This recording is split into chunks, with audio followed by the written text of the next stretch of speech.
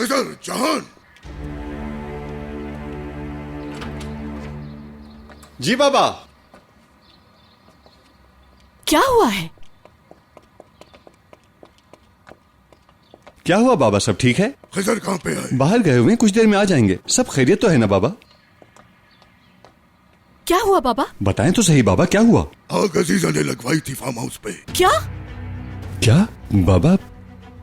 कैसी शैतान औरत है वो? मैंने आपको वार्न किया था, वो कभी बास नहीं आएगी।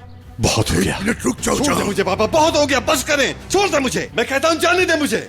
उसका जो दिल चाहता है वो करती है, हम उसे जवाब नहीं देते, इसलिए उसकी हिम्मत बढ़ती चली जा रही है। मेरे बच्चे उसी फार्म हाउस में हैं। बहुत हो गया बाबा, मुझे जाने दे। रुक जाओ। हो गया आप लोगों को? आपकी आवाजें बाहर तक आ रही हैं। मैं पागल हो गया हूँ।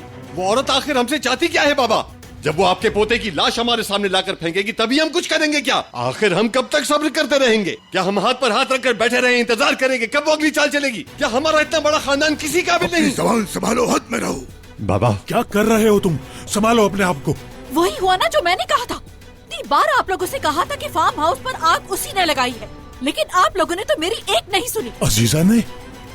किसने बताया है आपको? किसने?